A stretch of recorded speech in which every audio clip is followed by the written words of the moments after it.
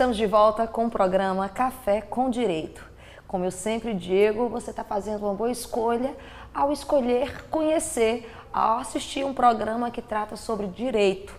E aí a gente tem aqui um cuidado de estar falando de direito com a linguagem que você compreenda, se você não for do universo jurídico. E hoje o tema é direito penal, é algo que te interessa diretamente, são mudanças que estão acontecendo na nossa sociedade, que o Legislativo está aí se preparando para trazer essa mudança e a gente tem que discutir, né? E o nosso convidado está justamente falando sobre isso.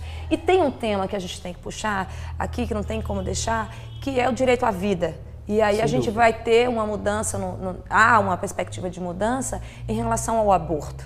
Né? Até tantos meses, o parecer do médico, se a mãe tem ou não condição emocional de ser mãe. Né? Então isso é muito complexo, né? É algo polêmico. Qual é a sua opinião em relação a essa mudança? Bom, na verdade, Sheila, eu tenho uma opinião bastante conservadora.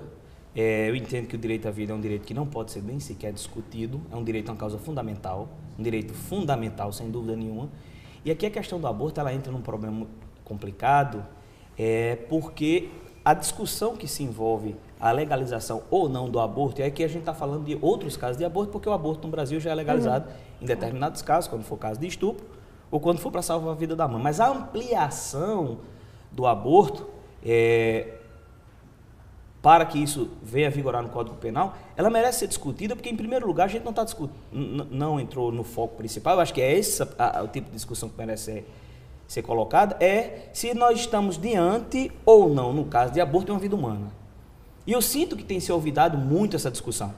Ou seja, se discute muito, eu chamo isso de uma certa metonímia, no qual eu converto a palavra aborto para o direito da própria, ou direito de dispor do próprio corpo. Que, na verdade, esse termo de direito de usar o próprio corpo é um eufemismo, né? Eu gosto de dizer isso, de falar que é o aborto.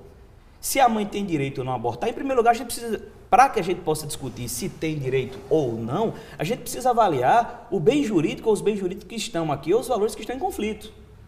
Se a liberdade da própria mãe, a dignidade da própria mãe, é uma vida de uma criança, ou uma vida de um feto. Ou seja, se for parar para pensar e analisar direitinho, você vai colocar numa balança o direito à vida com o direito à liberdade da própria mãe, ou à intimidade da vida privada. E aí, nesse jogo, fatalmente, eu entendo que a vida deve ser preservada. Agora, a grande questão e que tem que se colocar, é que, para evitar esse tipo de discussão, tem se jogado como se a vida humana só tivesse valor a partir do nascimento.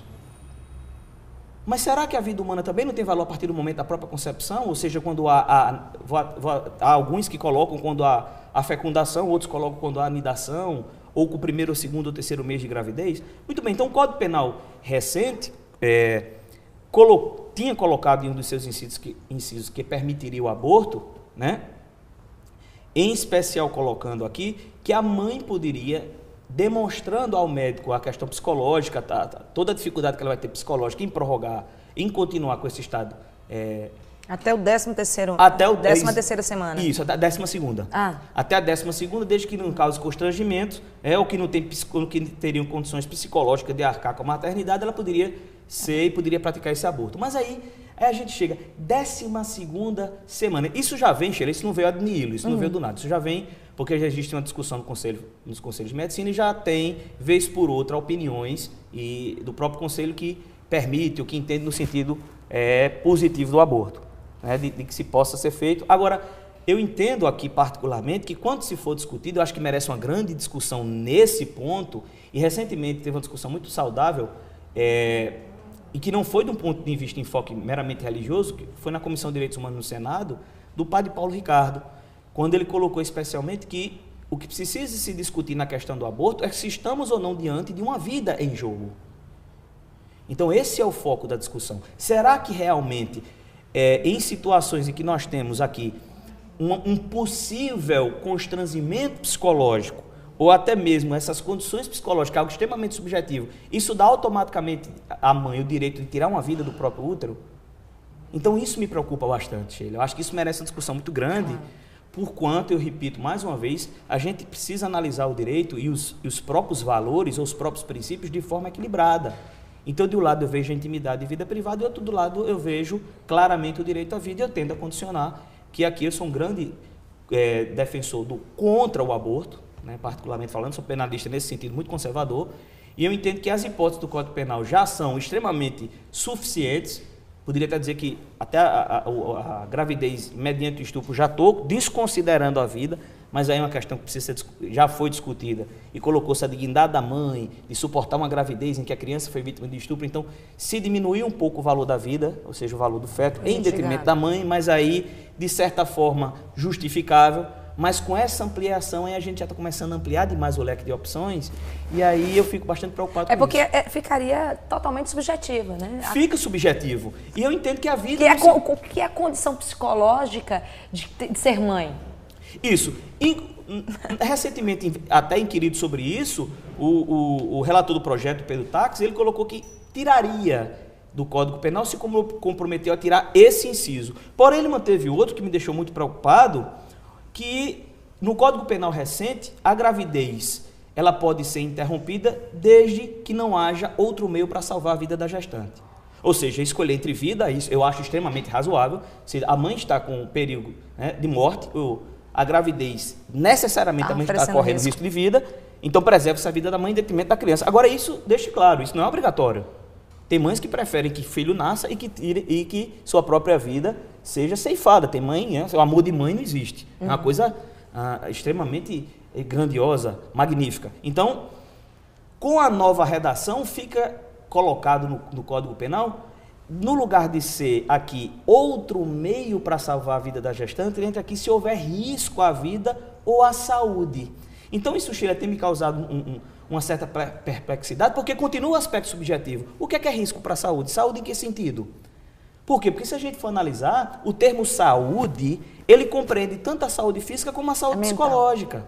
Claro. Então já abre um laudo médico dizendo... Um laudo médico dizendo que a saúde psicológica da mãe está comprometida, por exemplo, porque a criança foi, ou nasceu, né, ou aquela gravidez foi fruto de um relacionamento que acabou, ou foi fruto de um relacionamento o qual o parceiro, né, o namorado, acabou o relacionamento ou traiu, e isso causou um transtorno psicológico, ou causou uma depressão. Uma depressão já é motivo, em se interpretar a lei da forma com que está, porque é bastante aberto, já seria motivo suficiente para o aborto. Então, eu entendo que isso tem que ser discutido com mais profundidade, e a profundidade que se reclama ser discutida aqui não é a profundidade meramente retórica, mas a profundidade que estamos diante, uma vez ampliado o aborto, estamos diante de ser dimensionado para menor o próprio direito à vida.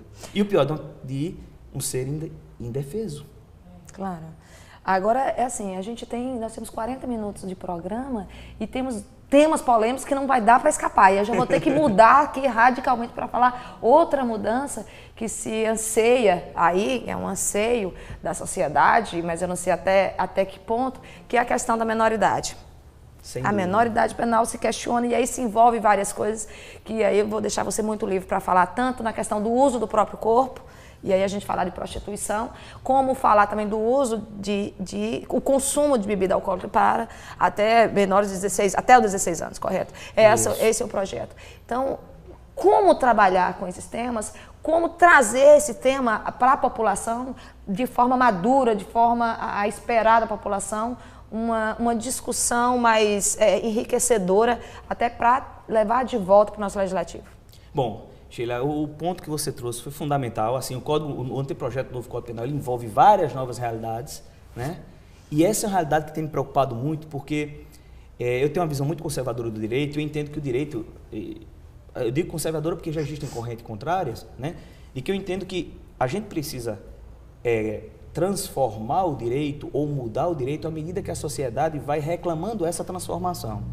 Então, parte do fundamento seguinte: toda transformação jurídica ela deve ser feita a partir do momento em que a própria moralidade ou o costume naquela sociedade tende a avançar. Então, por exemplo, você pode notar que antigamente o Código Penal brasileiro estabelecia crime de adultério. O que é que foi que aconteceu?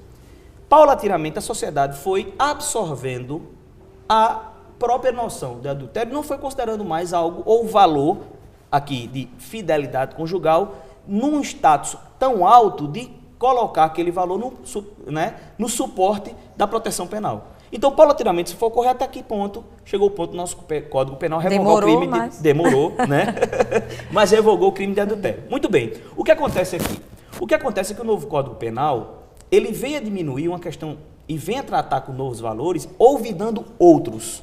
Vou dar um exemplo bastante simples e tentar me ser o mais claro possível. O novo Código Penal e o anteprojeto do novo Código Penal reduz a maioridade sexual para 12 anos de idade. A partir de 12 anos, então, o indivíduo, o menino, a menina, ou até mesmo vamos dizer assim, o transexual, enfim, aqui a gente não está falando de gênero, né, mas qualquer identidade de gênero que seja colocado, que é a forma que eu me identifique, o gênero que eu me identifique, a partir dos 12 anos eu tenho liberdade para consentir a praticar atos sexuais. Isso me gera um grande transtorno, por quê? Porque o que eu vejo aqui na realidade brasileira é que a gente tem uma certa mania, eu digo até essa mania, desculpe ser um pouco polêmico a esse ponto, de importar muito o que tem de vanguarda em outros países, sem necessariamente analisar a própria questão brasileira, o nosso próprio costume. Então, realmente, a sociedade brasileira está apta, ou a própria dimensão, e eu coloco a sociedade brasileira como um todo, nosso campo, ou nosso grupo de valores, realmente acha correto, ou concebe um menino, uma menina, de 12 anos de idade como livre para consentir que se pratica ato sexual, eu particularmente entendo que não chegamos a esse ponto ainda. Na verdade, o nosso Código Penal já permite, com maiores de 14, esse consentimento, o que a sociedade, de certa forma, ainda nem sequer assimilou.